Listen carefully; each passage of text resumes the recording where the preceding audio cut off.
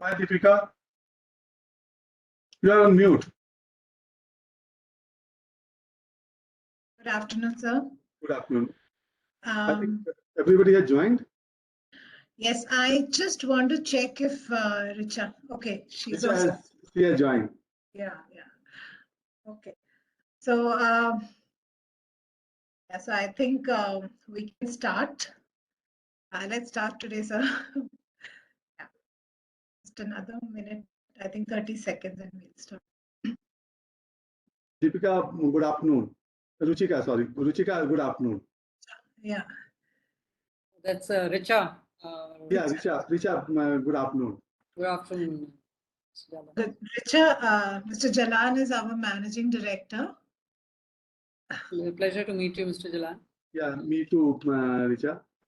First of all, thank you very much for giving us a time to educate our people about the environment. As you know that this is a very, very important subject, and we as a GSL, we are pursuing this goal for a long period of time. So, Deepika, the moment you are ready, just tell me so that I can. We're ready, sir. We can start. Yeah. We can start with you addressing everybody. Yeah. So first of all, good afternoon to everyone, and especially to Richa. It's really our privilege, Richa, that you have given your time for letting us, our people, know the importance of environment. Of course, in the last few sessions, there are many other speakers have also spoken about this subject.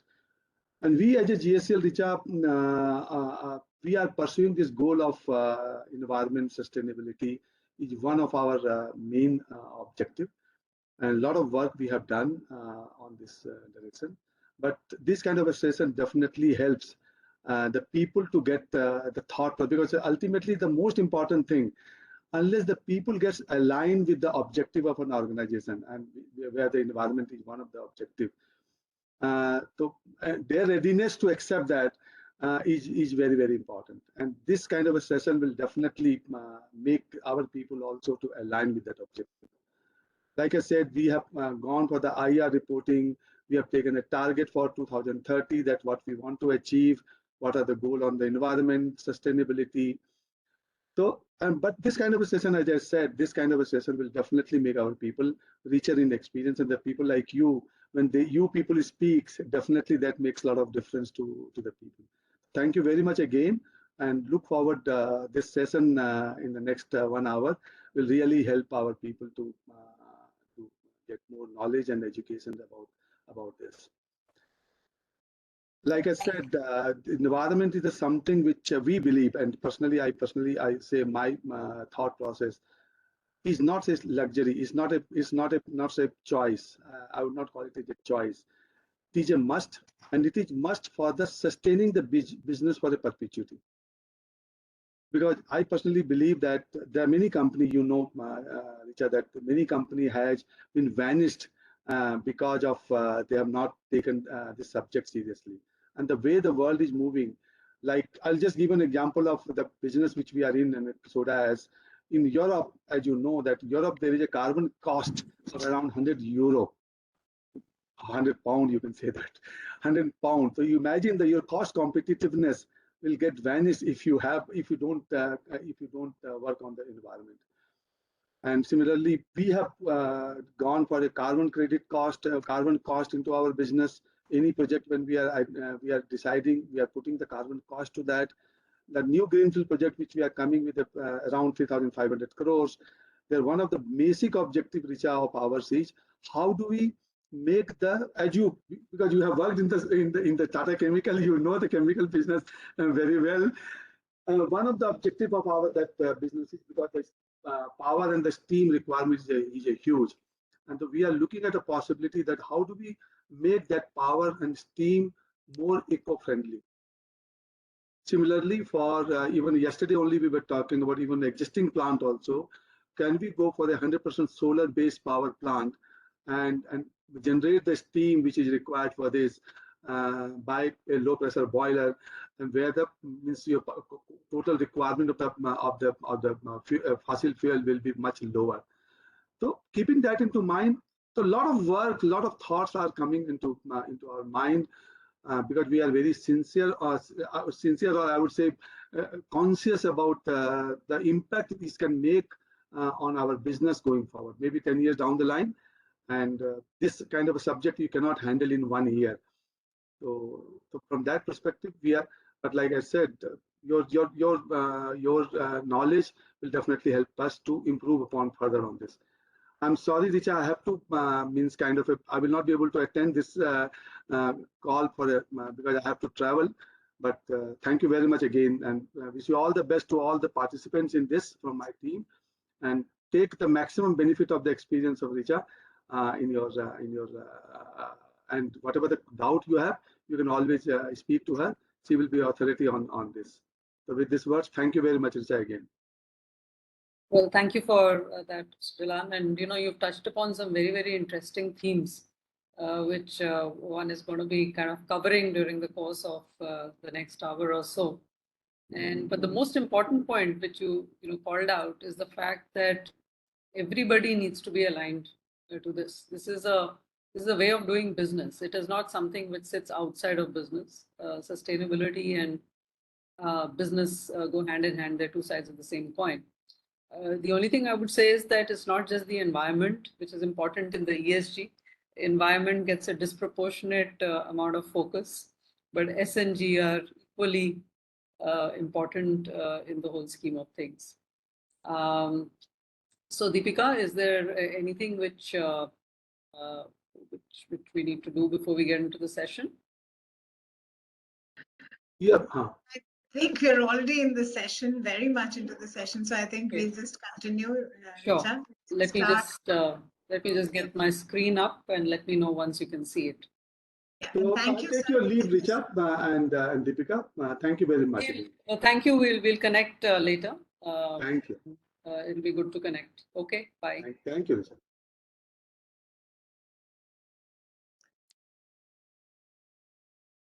You can see my screen, right, Deepika? Yes, I can see your screen. Just before you start, I just want to tell everyone, all the participants, that please, if you have any questions, you can send them in the chat box, and we'll take it up with Richa later. So, and thank you, Richa, and please, over to you now. Thanks, Deepika, and pleasure to be here to do this session for GHCL. A little bit about EQ very briefly. The 3 E's in the cube, when we say EQ, stand for Engage and Empower for ESG. So we are an organization which is a completely ESG focused platform. EQ has been set up by a bunch of us who have previously worked with the Tata Group and have either led different businesses in the Tata Group or worked in the area of sustainability at the group level. For instance, I used to head, Mr. Jal mentioned, I used to be at Tata Chemicals. I used to head the consumer product business of Tata Chemicals. So soda ash was the cousin SPU for me at Tata Chemicals. So our approach at EQ is to make sustainability, ESG, and it gets used interchangeably, intrinsic to business. And basically, as I was saying, treat them as two sides of the same coin rather than two very disparate things. So we at EQ have been on this journey for some time, and Mr. Jalan kind of called it out. And the one message I would wish all of you in the audience to take away today is that ESG is a journey. There is no end state where you can say that you've done all that you could possibly do on ESG.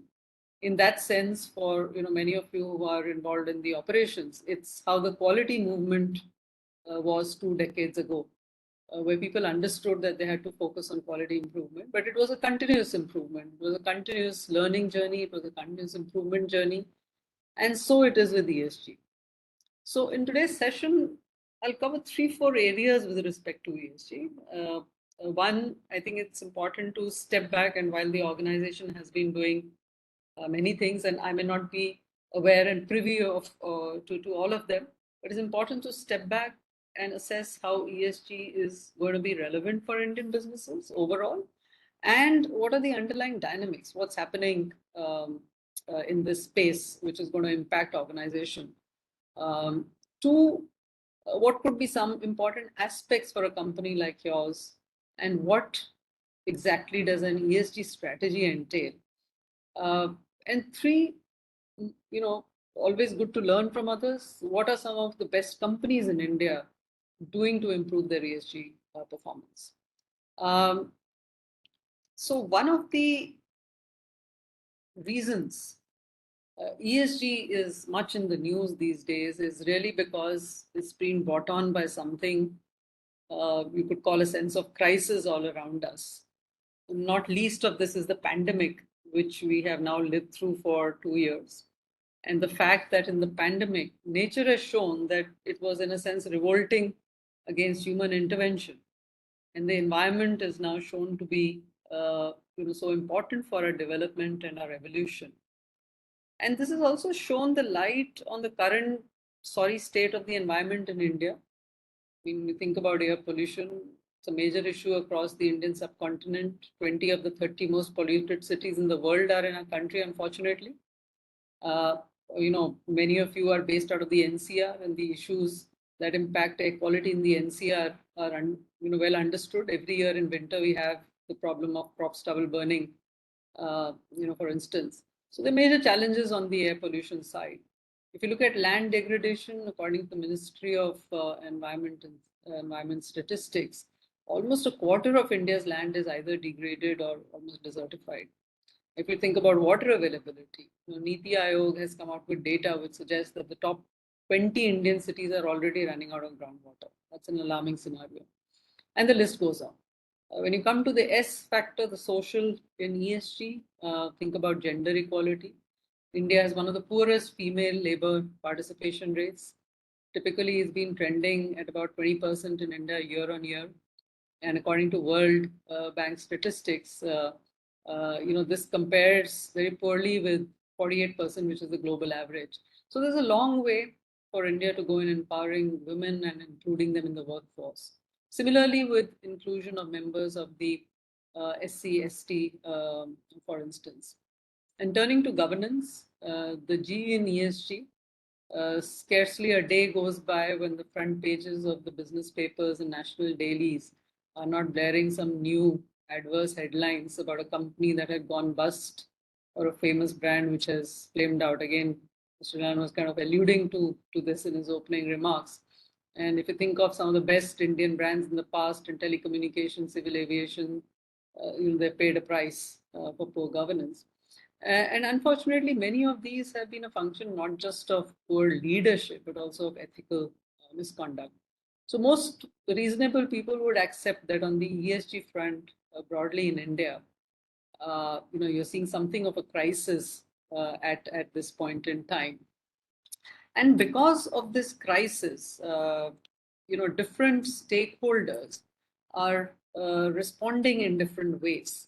You think about investors who are now increasingly looking for better performing ESG stocks and equities that they can back, companies that are committed to ESG. That's what they're looking for. Globally today, over $43 trillion of investable funds are presented as ESG or sustainable funds. And they're looking for companies that present a strong ESG case and are low on ESG risk. So likewise, on the regulatory front, if you take, for instance, what the Ministry of Corporate Affairs has come out with, the National Guidelines for Responsible Business Conduct a few years ago, these have in turn fed into the BRSRs, the Business Responsibility and Sustainability Reports that are being mandated by SEBI for the top 1,000 listed companies from this financial year, which is FY23. So from next fiscal, companies will have to be producing these reports, which will then get scrutinized by a number of stakeholders.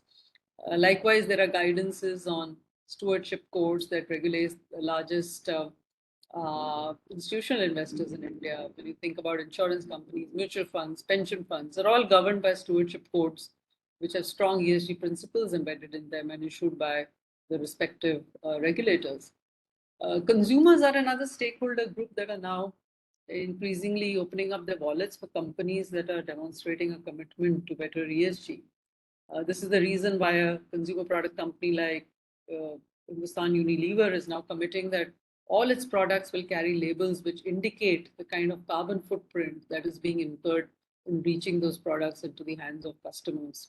They recognize that customers are now concerned about an issue like climate change, and they want to show that they care about this issue. that they are doing their best to inform the customers about what the carbon footprint of the products is. Government is and enabling all these actions of a number of stakeholders are the enablers on the what you see on the right hand side of the slide, and the government is obviously critical in all of this. Certainly on the regulatory side for legislation and controls. So think about plastic waste management, elimination of single-use plastic, but also in terms of incentives. So think of the production-linked incentives, the PLI schemes, which are now being brought out for supporting manufacture of solar panels in the country, or the incentives which are being given to electric vehicles under a similar program. Likewise, judicial activism is supporting the entire ESG agenda. In 2018, the Indian Supreme Court came out with a very interesting judgment. This was on a case relating to the transition from Bharat Stage 4, the BS4 fuel emission norms, to Bharat Stage 6, bypassing Stage 5 altogether. And at that time, the Indian auto industry was trying to appeal to the courts to delay this transition of BS4 to BS6. And the Supreme Court came down quite harshly on the industry and said that when there is an issue of public interest in terms of health and safety of customers, there is no question that the government should do what's right in the public interest, and industry's interest should take second stage in terms of precedence. And they were very, very clear about calling that out very specifically. This was a very important judgment, that is going to guide the future of a lot of legislation and litigation on issues related to green activism in India. And supporting some of these actions of all these key stakeholders is the fact that over time, measurement standards have been improving, not just globally, in India too. And science that informs our choices has also been improving substantially. Take an issue like climate change. At the Paris Climate Pact in 2015, the world came together and arrived at the 2 degrees global warming target before the end of the century. Within 6 years, at Glasgow last year, based on science, this target of 2 has already been changed to 1.5 degrees. And just a couple of months ago, even this target is likely to be reset because we're not making sufficient progress in controlling carbon and GHG emissions. And the consequences of that, as we all know, are quite dramatic. So science is leading us to make improved choices, but is also putting pressure on companies to do better. I spoke about the issue of climate change. And what is very interesting, and is another factor in why ESG has become so topical now, is the fact that climate change is one amongst what are described severally as the global environment issues. And there are 2 aspects to these issues, if you like. Aspects like global warming, ozone depletion, loss of biodiversity, tropical deforestation, and indeed even the pandemic. What's common about these issues is that they impact all countries, and they impact all sections of society. So no matter how rich, wealthy, or powerful you might be, you cannot escape these issues, as you've seen with COVID. The other aspect is that common to all these categories is that they present almost an existential threat to human society and life. If you take global warming and climate change, for India, for instance, it is estimated that it will put to risk over 100 million people who live on our coastline, both in terms of lives and livelihoods, thanks to the sea level rise, which is happening. Climate change puts lives of human beings at risk, and the extreme climatic events, like super cyclones, we've started to see that in India. Earlier it was something which happened off the coast of Thailand or Florida or elsewhere. Last year, I don't know if many of you remember, but for those of us who live in Mumbai, it was unprecedented to see a cyclone hitting the city. And so climate change is, very real and very much here. And that is another reason why now it has suddenly catapulted concerns around ESG and made it front and center in the minds of stakeholders. And then, of course, there are, individuals, charismatic individuals like Greta Thunberg, who you see on the slide, who are doing their best to shine light on the criticality of these issues, representing the youth of the world, and I would dare say the consumers of the world, in saying that our generation will not stand for the mistakes of our parents and grandparents. In our lifetime, this has to change. And as we've all seen, they've got the kind of traction which many marketing campaigns may only kind of dream of, and they've initiated this in many parts of the world. So all this is now leading to very practical and pragmatic decisions by corporates, by businesses to respond to this agenda of change driven by concerns which are there around ESG. And you see that this is something which is happening, which is, very, very widespread. What you see on this slide are indications of the most important risks that corporates face. This is taken from a survey conducted by the World Economic Forum, and this survey they conduct every year. And what is interesting is that for the last decade, amongst the top 5 and the top 10 risks identified by the business sector, and this is by the corporates themselves, typically a majority of ESG risks, linked risks, are there in the top risks. Think about extreme weather, climate action failure, loss of biodiversity, water crisis, and of course in 2022, the whole concern around social cohesion getting eroded. So this is something now that businesses across the world share concerns about. This is not just stakeholders, other stakeholders putting pressure, but businesses themselves are admitting that these are the most critical risks they face for their sustainability in the future. And I mentioned, earlier about the 43 trillion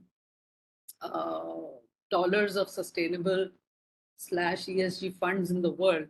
But what's even more interesting is that there are $123 trillion of funds that have signed up for the United Principles of Responsible Investment, the UNPRI.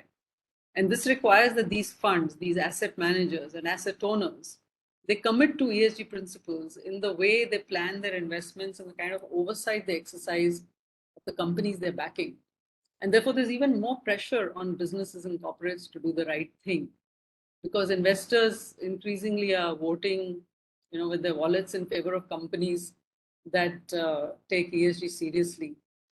And invariably, a question arises when you talk to folks in the corporate world, what's in it for me?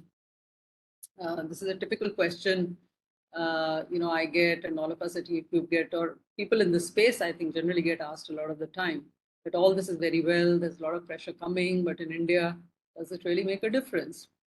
I think what's exciting now, and we are finally beginning to see clear evidence that all of this makes a difference, and it makes a difference when it counts, which is in the returns that companies are providing to their investors.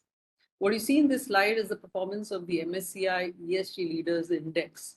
And this is benchmarked with a broader market index. And you can see that barring some short-term aberrations in the first few months of this last financial year, and it's been uncertain couple of years, typically when you look at the index over extended periods of time, the ESG Leaders Index has significantly outperformed the benchmark index. And the outperformance has been very, very consistent. And in some periods, in fact, it's gone significantly higher than the average.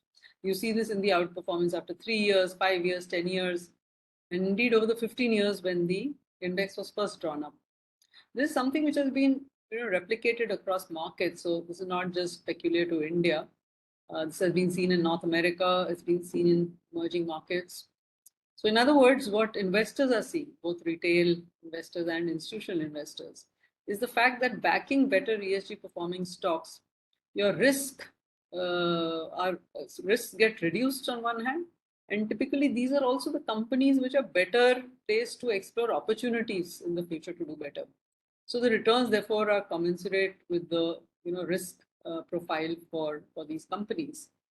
So while clearly ESG and sustainability are becoming key agenda points for governments across the world, for investors, businesses, consumers, and customers, there's still many challenges. Organizations face their own challenges, right? You have multiple rating agencies, multiple disclosure formats. Those of you who are involved in this would know that there is no global framework like there is for the financial disclosure, right? You have the ICFR, which is common in almost all countries across the world. Consumers and investors, as a result of this, face their own challenges of what data, information, and disclosures to trust. And this is made worse by the whole practice of greenwashing.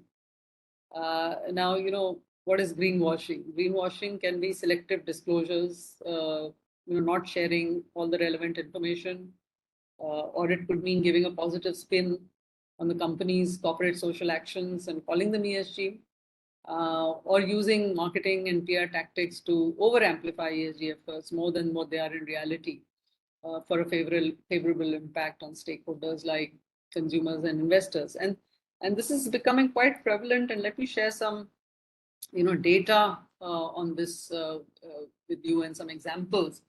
I mean, greenwashing is so rampant that now you have very robust sample sizes for data analysis.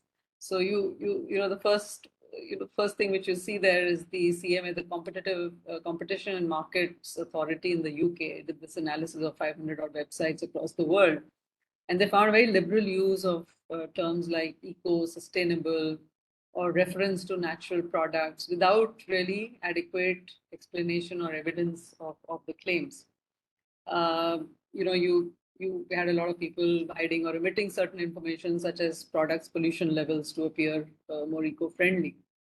In another study done by the Center on Governance and Sustainability at the NUS in Singapore, they've collated this data on sustainability reports, which they've analyzed over 500 sustainability reports, and almost nearly half of them actually don't talk about any unfavorable aspects, which is very unreal, because businesses are living organisms. They are always WIP. There are always things to be done.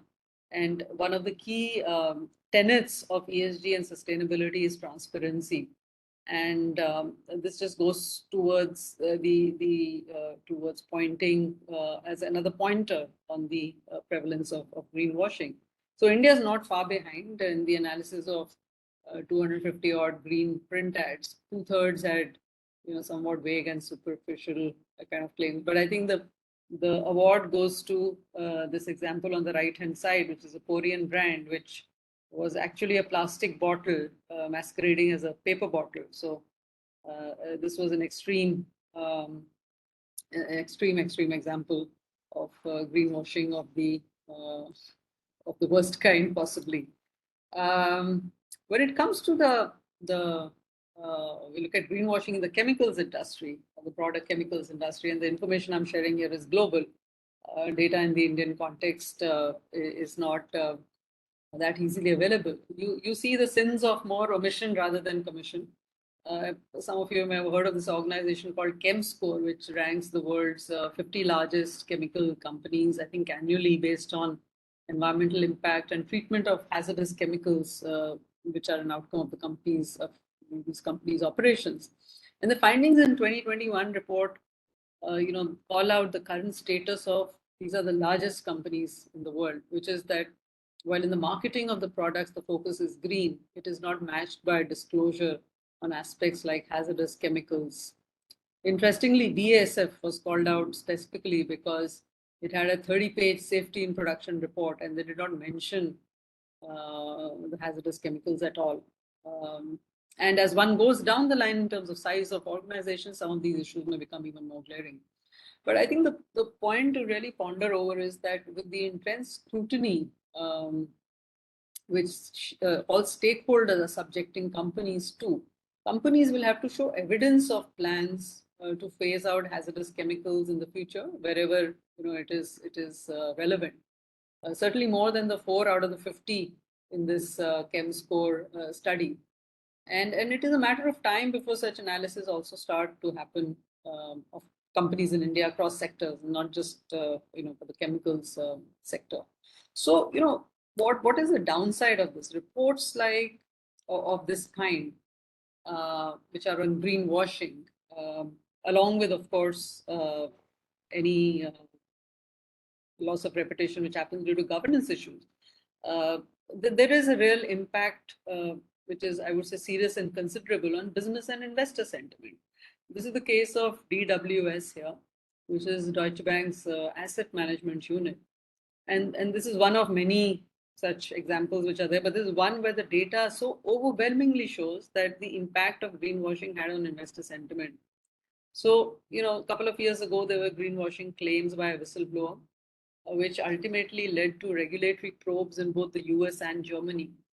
And the day these claims came to light, the stock prices crashed 10%. You see on that graph that steep fall which happens. So greenwashing is spreading fast and no industry seems to be immune to it. We've seen the world's top auto companies embroiled in some of these issues, a couple of years ago. So what is happening to, in some ways, address this issue?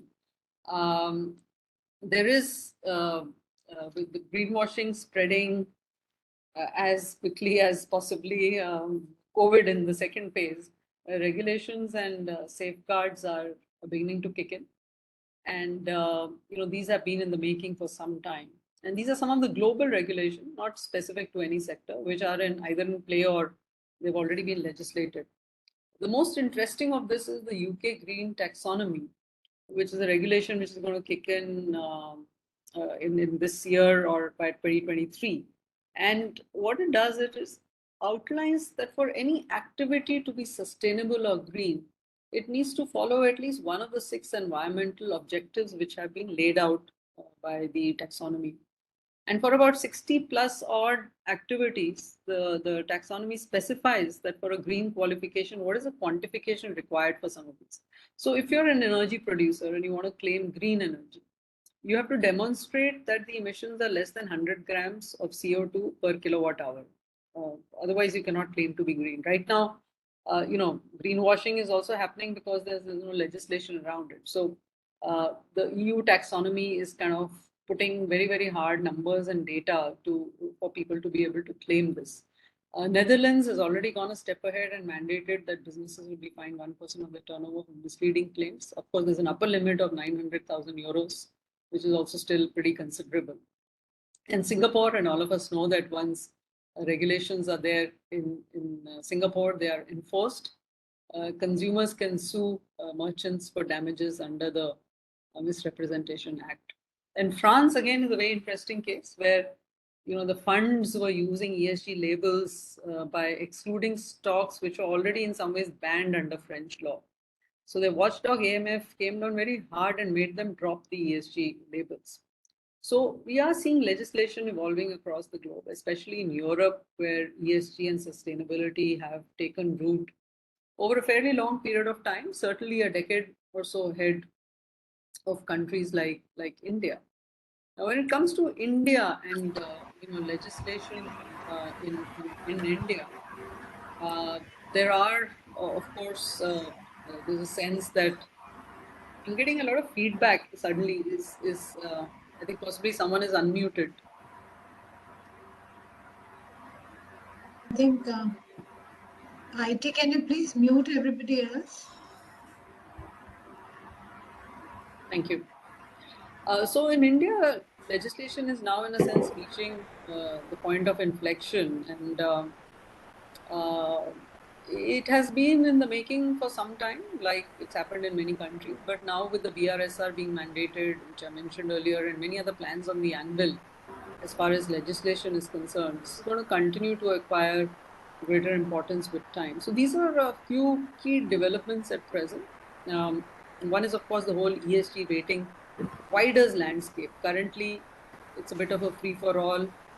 You can have a situation where you can get different ratings for the same corporate from 2 different ratings providers. SEBI has put out a consultation paper and is moving towards a scenario where listed companies will be guided towards using only accredited rating providers.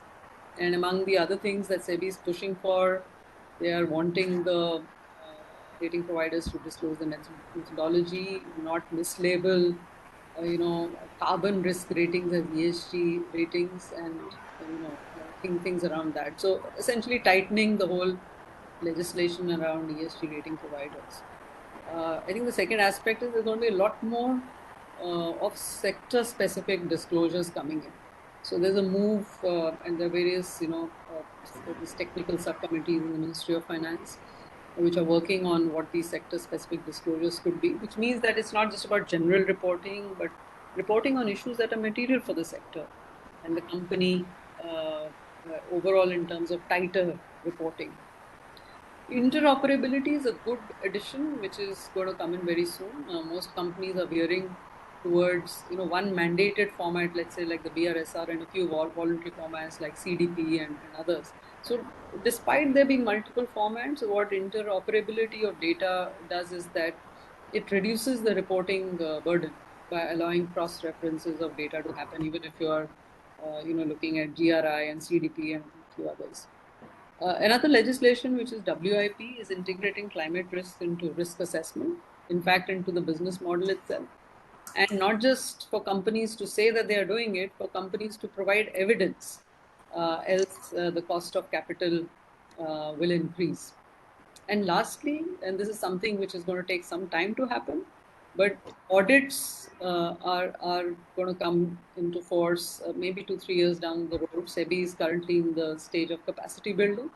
So what should happen is that an assessment of the veracity of disclosures made by companies is going to happen, and whether the disclosures are on indeed the material factors which are relevant for that industry and not general commentary. Coming back to the chemicals sector, this chart puts in context where the sector is with respect to ESG compared to other sectors. It has the 5th highest risk score after oil and gas, metals mining, I think the coal power generation and oil refining and marketing. So the chemical sector is inherent in both you'll see the both, and that's the point I was making right in the beginning, that while E takes the focus, you see that environment and social risks for the chemical sector are almost equally balanced. Chemical sector inherently exposed to environmental risk due to waste, pollution, toxicity.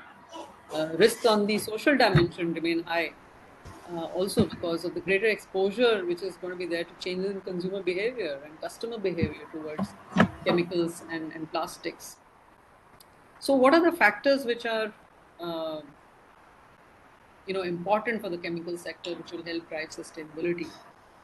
This is an indicative list of what we call material factors in ESG, factors which have the most significant impact building a sustainable business.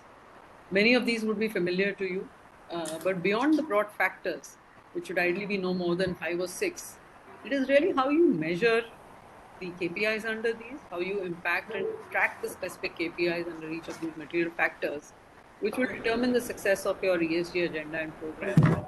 So when we look at energy management and GHG emissions or waste management, water management, these are no-brainers for a chemical company. But is the company measuring emissions? Is the company looking at intensity of GHG emissions, the carbon dioxide per ton? And how is it? இந்த role எத்தனை இருக்குண்ணே? முள்ளு கம்பி எத்தனை தான் இருக்குங்க? 5 இருக்கா?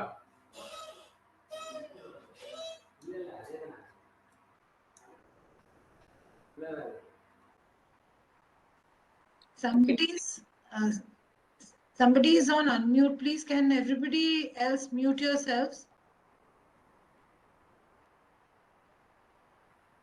So really you're talking about, in the whole energy management, GHG is a very broad thing. The whole aspect of scope 2 and 3 emissions, the whole thing of looking at intensity. When you look at water, what is the percentage of wastewater discharge outside the plant? What is the percentage of fresh water, groundwater used? What is the share of hazardous waste out of all the total waste? And what part of this hazardous waste is sent to a landfill? All these KPIs would be critical. When it comes to social factors, health and safety of all workers in the supply chain should include contract and casual labor. It's a very important material factor. Some companies limit it to only their workers. And here it's not just about training hours or man days or the amount invested, but, for instance, things like what's the percentage of all employees covered by safety training? Are there robust mechanisms which ensure that the health and safety of the various workforce gets maintained? An aspect which is often ignored, I would say, or not many people are not aware of it, is what we call product stewardship. And product stewardship is about being a leader. Okay, so Deepika, now it's going to be very difficult to cover. Just give me a minute. Just give me a second.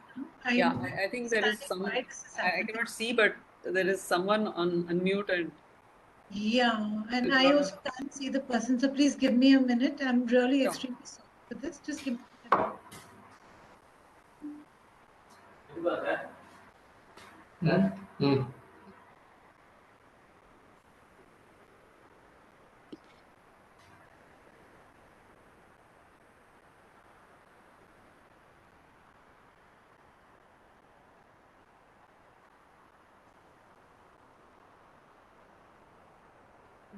okay.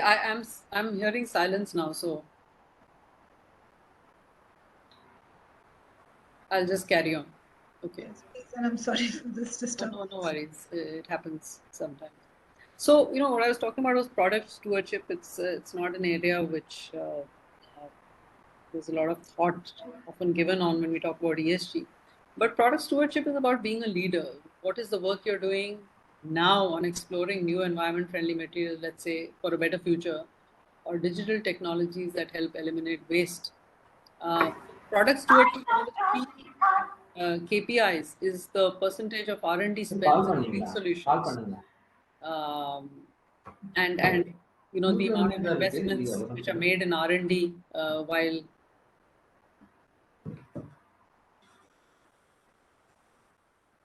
okay, moving on. I think when we talk about governance, it's often said that it's tough to measure, but some aspects of governance, such as regulatory requirements, can have very focused KPIs. For example, on the number of fines imposed on a company or the number of stakeholder complaints. But before any organization gets to this materiality stage, it is critical to assess, these aspects of materiality as a part of an overall strategic approach. So, what does one mean by when one talks about a ESG strategy, a sustainability strategy? I think the first step there in any sustainability strategy is to identify the sustainability issues which impact the business. This means that one is also looking here at the ESG risks and opportunities that impact the business. For a chemicals company, it could mean, for instance, calling out the aspect of hazardous materials, which I spoke about earlier. While doing this, it is also useful to review and identify industry best practices through benchmarking as an input into your effort to see how the company stands vis-a-vis its peers. Defining material ESG factors is something which comes after that stage. While today there are various materiality frameworks which are in the public domain with respect to industry-specific material factors, an approach that also engages with the company's senior leadership, the teams down the line, and key stakeholders makes the materiality assessment process more robust. The point Mr. Jalan was making earlier, that's got to be across the organization, but even the generation of this whole thought process and what's material and not is something which should be an organization-wide initiative. A key part, the third step, so to say, in this is the defining the ESG ambition, where you want to be in what time frame, and then converting that ambition into KPIs and metrics and deploying plans to realize that ambition. Because sustainability doesn't happen overnight. It's an ongoing journey. So for the organization to move the needle on ESG, as would be true for any key initiative, needs to be cascaded to the entire organization. And internal advocacy becomes a key element for ensuring ongoing success. Monitoring and reviewing progress on ESG is as critical to its success than defining it. So giving equal importance to the non-financial ESG metrics, organizations typically review the financial data, right? It comes on tap literally through the ERP every day, every hour, and it gets reviewed, monthly, quarterly, various frequencies. The non-financial disclosures, which is the data or the metrics, the improvement, which is happening on the ESG and sustainability front, need that equal importance.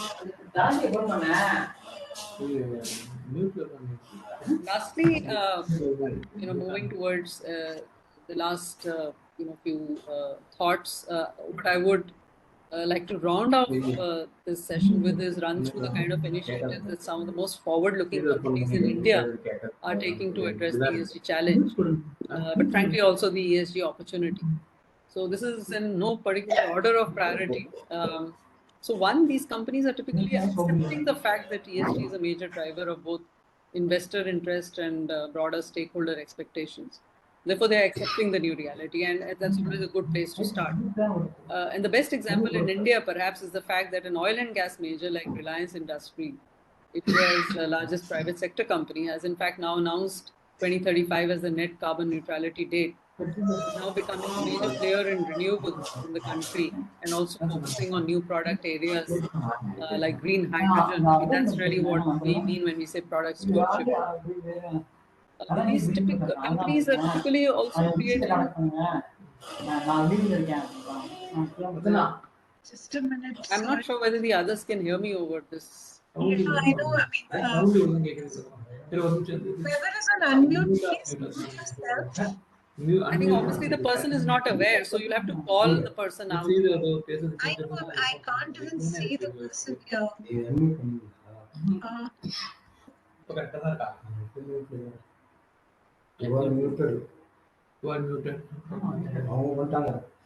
நீங்க unmute பண்ண முடியும் அந்த host பண்றாங்க நீங்க unmute பண்ணி பேசிருக்கீங்க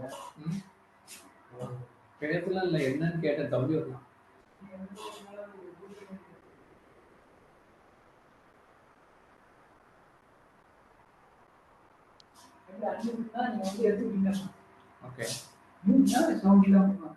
okay புரியுது சுந்தர் இப்போ வந்து அன்மியூட்டட் ஹோஸ்ட் மியூட் பண்ணிட்டாங்க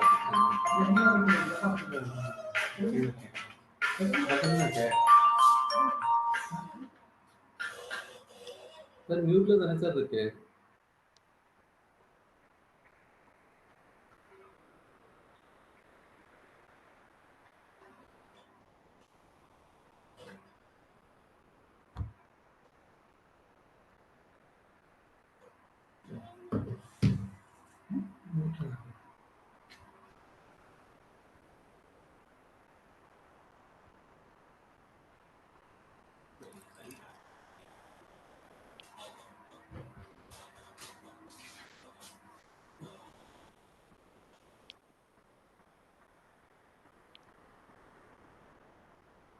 I think, Richa, you can continue now. Okay. Okay, so I think I was talking about the governance focus within the board and within the management, which companies are creating. At the level of management, typically appointment of the chief sustainability officer or giving the CEO in the company the responsibility for oversight of all ESG initiatives, which is a development which we see happening. Likewise, at the level of the board, creating an ESG committee of the board. This is what companies like Infosys, Airtel, Ashok Leyland have done. Talking about resource efficiency and the circular economy, I think the best companies are now recognizing that by giving ESG a big focus in the organization, they're also discovering opportunity for cost reduction and margin improvement. The typical 3 R's of the circular economy, reduce, reuse, recycle, are reflecting themselves in better opportunities for saving costs for these companies. When we talk about no regrets investments, all of these companies understand there's a lot of low hanging fruit that is now available. I mean, you look at lighting solutions, especially when companies have large warehouses. It's the easiest thing to migrate from incandescent lighting to LED lighting, which is cheaper, cost efficient, consuming less energy. And it turns that investment within the fiscal year itself. So no regrets investment of things like lighting solutions is things which a lot of companies are doing. Supply chain inclusion, again, the best companies are recognizing that you can't outsource all your problems to your supply chain partners. You can't, for instance, be a construction company and outsource to a company which employ child labor, for instance. And you can't be an auto manufacturer outsourcing all the heavy energy consumption activity to auto component manufacturers and presenting yourself as being clean and green. So increasingly, analysts and investors are looking at the entire value chain, are asking about scope 1, scope 2, scope 3. So it's increasingly difficult to escape that scrutiny, which is why the best companies are including the supply chain partners in discussions on what they need to do to perform better on ESG. Coming to investments in innovation, R&D, non-traditional collaborations, I think companies are seeing the opportunity side of the equation and not just the risk and the cost, but also, the investment in the future, which will make all of this better. I just spoke about Reliance Industries pivoting in some fashion towards renewable energy and green hydrogen. And you see that with a company like Tata Power, traditionally being in the thermal power arena, and is now becoming India's largest renewable producer. And the best part of innovation and R&D and staying there is the fact that is now increasingly getting reflected in the activities we are seeing in the startup space, whether it's electric vehicles or plant-based alternatives to meat, new raw materials, a lot of the agri-tech innovations which are happening. The startup space in India is now beginning to throw up some very new and very innovative solutions for some of the ESG challenges we face. And a lot of the large companies are reaching out to these kind of startups to strengthen their whole ESG journey. The big companies, not the big, I would say, the best companies are also focusing on strengthening stakeholder management within the organization and outside. Within the organization, the low-hanging fruit is, of course, the focus on diversity. Gender diversity is acknowledged as a weakness in corporate India, but diversity is not just about gender diversity, but a wider definition which includes LGBTQ and other vulnerable sections of society. Likewise, engagement with local communities. In India, what is novel is our CSR legislation. We are one of the very few countries in the world which really emphasizes on CSR spending as a mandatory requirement if you have a certain level of profitability. And that actually allows the best companies to not just look at it as something which they have to do, but to become neighbors of choice, to invest in the local communities and build long-term partnerships and relationships. The best companies are also ensuring that ESG metrics are strongly tied to management incentives, performance bonuses for corporate leaders. The old adage, what gets measured is what gets improved, is seen in the ESG space also. So companies like Marico, Wellspun, and a lot of the large MNCs in this country, like Microsoft or Salesforce, all of them have tied performance in ESG to management incentives and performance payouts.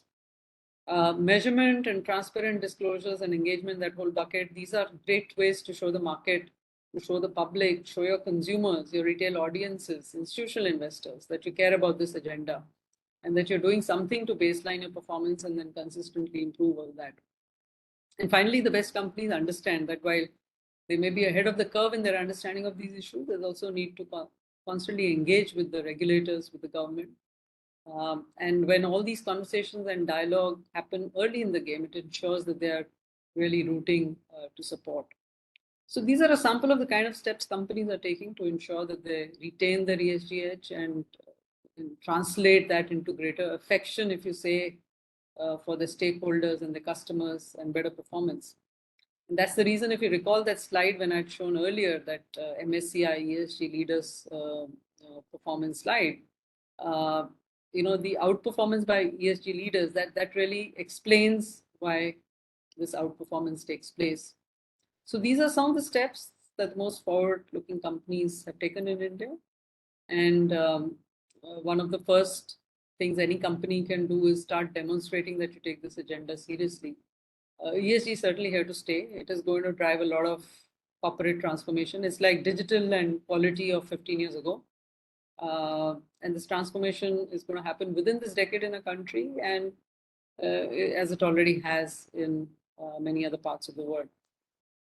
So that's what I had to share, and happy to take questions over the next 7-8 minutes.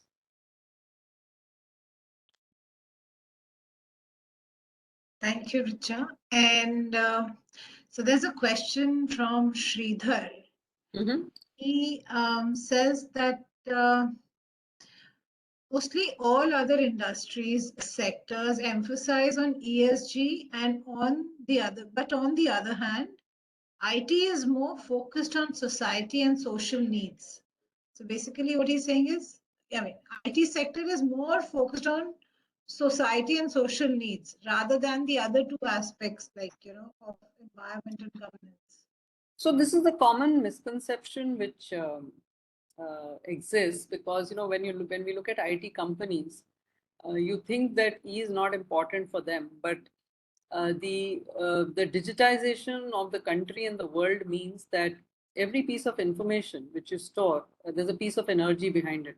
It gets stored using energy, and if that energy is from fossil fuel-based sources, then there's an environment footprint of all the data centers. Even if you say I'm on the cloud, there is a piece of energy supporting every bit of data. And so, in fact, while typically the manufacturing organizations are the ones who are seen as polluting industries, polluting the environment, actually, with the way the technology is getting embraced in everyday life, the emissions from this sector are already globally to the tune of 15% of all GHG emissions. And blockchain as a technology consumes even more energy, 3x the time of the type required for regular data storage. So it's not correct to say that the other factors do not matter.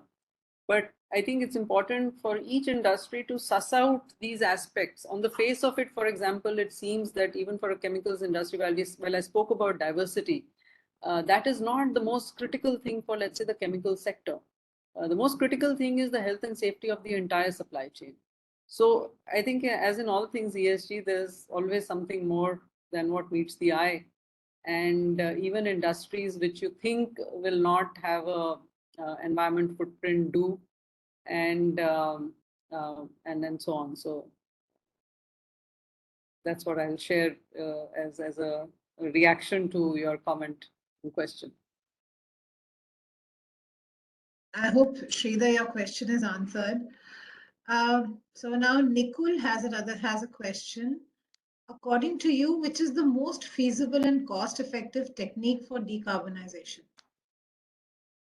That is a very, I would say, global question, because different industries would have different technologies, and it would really depend on the industry and the technologies there, and you can't generalize across sectors. So I would really not hazard a comment there.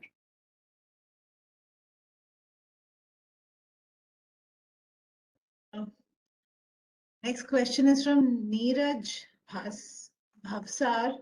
What is important environment score assessment parameter in ESG? Is it a renewable energy mix? So, as I was saying, all very relevant questions.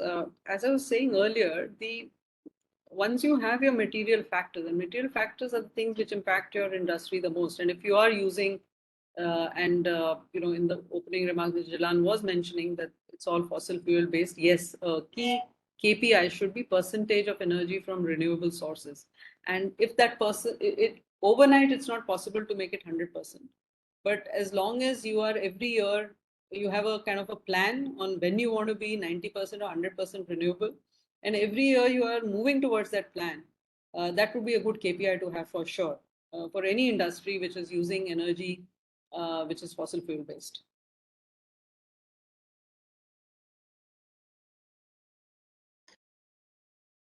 Rajveer Singh Gohil wants to know which company has the best ESG score in the chemical sector. I think in the chemical sector, there's a new CRISIL report which has come out. In India, I would hazard a guess that I can't say for sure. I don't remember the report offhand, but I think it will be companies like Tata Chemicals which would be up there in terms of the score.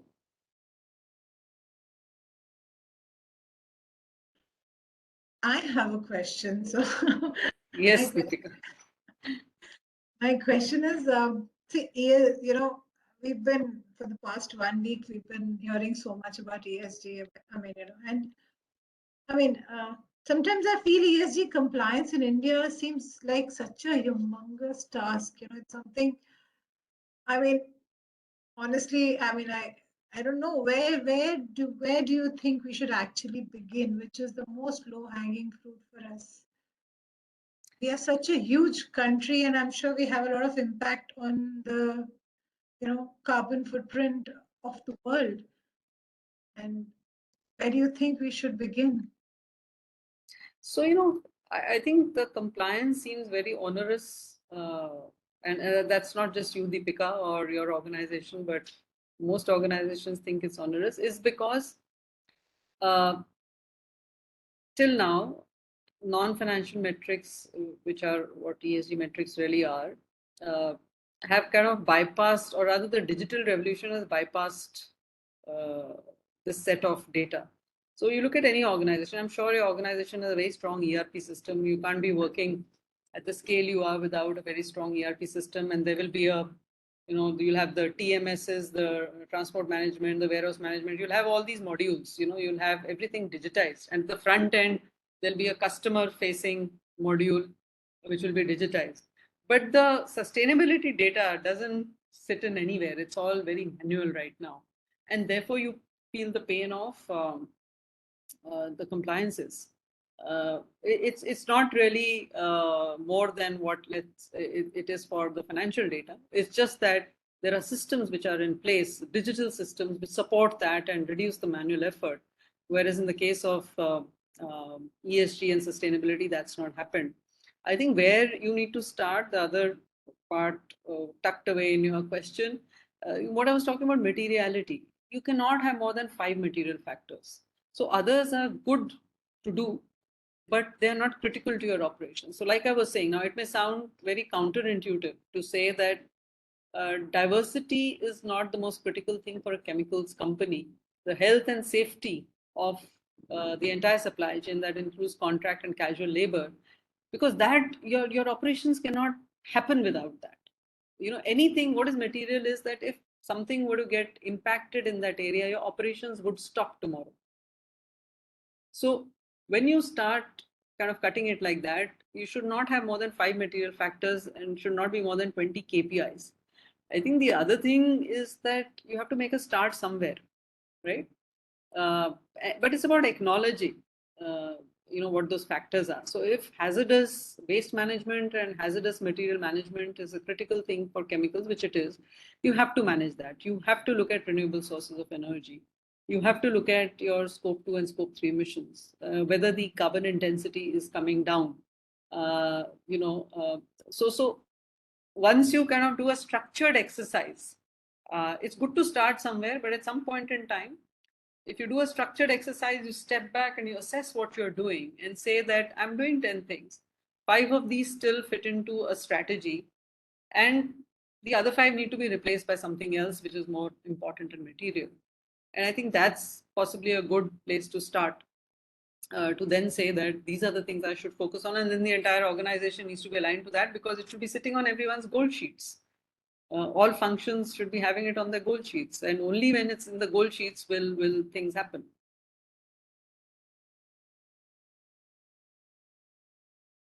Thank you. And that,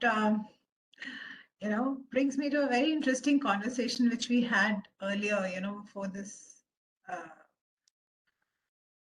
for the webinar, and, in which you and me, we were discussing how ESG should be the onus of each and every function within the organization.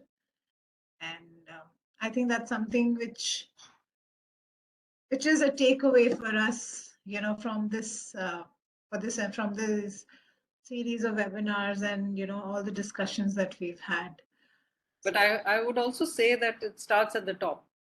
So the guidance has to come from the top. It has to come from a strategy.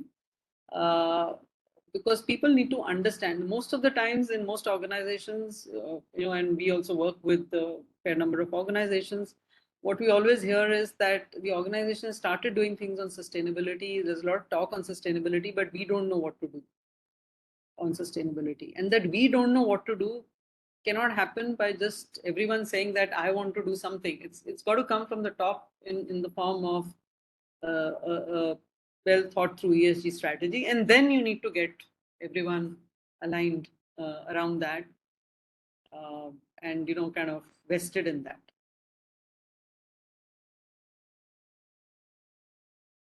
Absolutely. So yeah, so with that, if there are no more questions, then so I think we can wrap up this session. Thank you so much, Richa. Thanks a lot for your time and for this wonderful session that we had today. Thank you, everybody else also. And this, like, I mean, I just want to say this in the beginning, but this was the culminating session of our ESG Awareness Week, and I think it was, a wonderful week that we had, learning so much about ESG, and we were all really very fortunate to listen to, such great experts and great minds from the industry. Thank you once again for your time, and we hope we can, do this sometime again, learn more and understand things better from you. So thanks, Richa. Thank you, everybody else. Thank you, IT team, for your support. Yeah, pleasure to be doing the session, Deepika. Bye. Bye, everybody. Thank you for listening. Thank you and have a great day, everyone. Bye.